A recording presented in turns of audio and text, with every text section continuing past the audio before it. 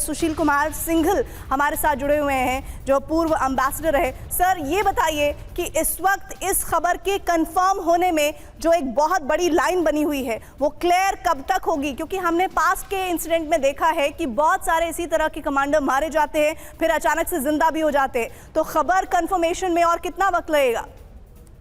देखिए, ऐसा है कि ये वार चल रही है और ये अक्टूबर से चल रहा है, और जैसा कि अभी और एक्सपर्ट्स ने बोला था कि इस तरह की खबरें दोनों तरफ से करी जाती रही हैं।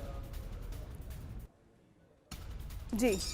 और जहां तक डैफ का सवाल है, उसको 6-7 दफा मार चुके हैं और मीडिया में, लेकिन वास्तव में वो मारा गया या होना तो बहुत मुश्किल है, क्योंकि अगर वो खुद सामने आता है तो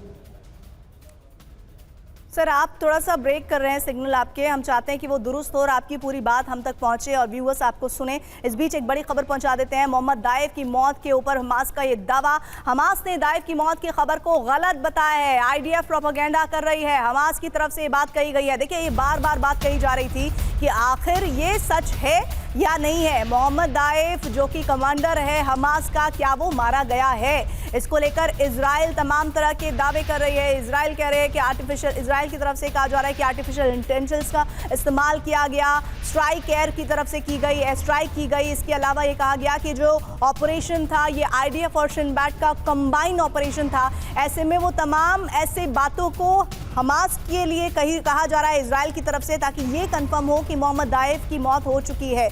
ऐसे में मैं एक बार फिर से रुक करना चाहती हूँ। सर, एसबी अस्थाना, एक बात ये बताइए, ये प्रोपेगेंडा आईडीएफ अगर करता है तो इसकी वजह क्या है? क्योंकि हमास ये कह रहा है कि प्रोपेगेंडा हो सकता है। देखिए, कमांडर का मारा जाना ये एक बहुत बड़ा फैक्टर है जो लड़ाके हैं उनके मोराल के लिए। तो जब भी इस किस्म की खबर फैलाई जाती है, उसका एक मकसद ये भी होता है कि जो लड़ाके लड़ रहे हैं या लड़ाके वहाँ पर फंसे हुए हैं, वो शायद इस चीज़ को सोच के उनकी जो लड़ने की क्षमता है वो थोड़ी कम हो जाए। अब जहाँ तक इस खबर का सवाल है, जैसा कि मैंने पहले भी बताया था, इसको हम सही भी नहीं मान सकते और गलत भी नहीं मान सकते, क्योंकि एक दावा है, जैसा कि काफ़ी लोग बोल चुके हैं। लेकिन दो चीज़ें ज़रूर यहाँ पर मैं बताना चाहूँगा कि कुछ समय पहले इजराइल के कमांडर ने खुद कबूल किया था कि जो हमास की लड़ाई है, इसमें ऐसा नहीं है कि हम हमास को पूरी तरीके से बर्बाद कर पाएंगे। ऐसा कभी नहीं हो पाएगा। कारण ये है क्योंकि एक तो आइडियोलॉजी है, दूसरे सारे कमांडर गाज़ा में हैं भी नहीं।